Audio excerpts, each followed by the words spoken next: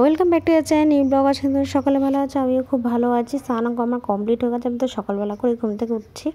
তো সকালবেলা ঘুম থেকে উঠে কাজ বাজ সেরে না শুয়ে প্রচুর ঘুমাচ্ছিলাম।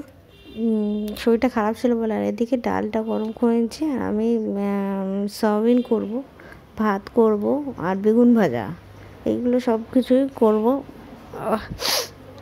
ঠান্ডা লেগে আছে হালকা হালকা, এই দেখতেই পাচ্ছ। গ্যাস জ্বালিয়ে দিয়েছি, ওদিকে সয়াবিন আলু সেদ্ধ বসিয়েছি আর ওদিকে বেগুনটা ভাজবো। এত দেরি করে রান্না করার কারণ একটাই হলো, আমার বর সে হলো সকালবেলা কাজে বেরিয়ে গেছে। আর ও সকালবেলা বেরিয়ে গেল, ব্রেকফাস্টটা করে বেরিয়ে যায়। আর আমার যা খাবার সেটুকু নর্মালি খেয়ে নিই। আর বাকি যা কাজ বাজ থাকে আমি একটু পরে আস্তে আস্তে করি, কারণ সব কিছুই কমপ্লিট হয়ে যায় আমার। কেন ঘর পরিষ্কার থেকে শুরু করে কাচাকুচি যা থাকে সব উঠে যায়। সকালের জলটা দিয়ে আমি কাজ সেরে নিই, টাইমের জলটা দিই।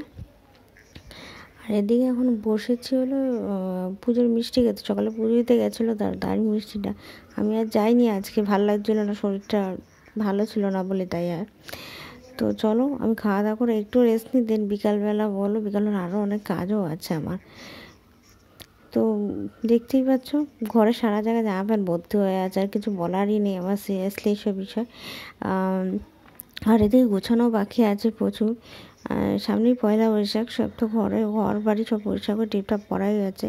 আর এই গরম পড়ছে, প্রত্যেক মাসে একবার করে আমি ডিপ ক্লিন করি। আমি এই ডিপ ক্লিনটা করতে লাগে প্রত্যেক মাসে একবার করে। আর তাতে কি হয়, ধুলোবাড়িটা কম হয়, ঘরে পরিষ্কার আর কম থাকে, আর তাতে ঘর বাড়িও পরিষ্কার থাকে।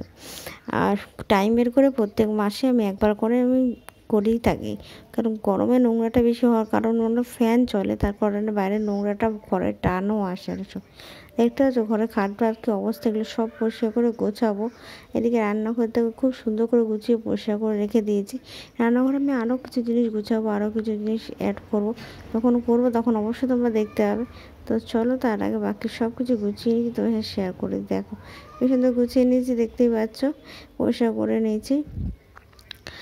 বাকি বলতে রাত্রি রান্না বান্না এখন আমার ইচ্ছা করছে না রুটি করতে, ভাতই করব।